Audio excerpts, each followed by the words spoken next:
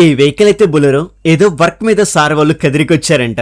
Early morning 8 o'clock నాకు call చేసి address అడిగారు.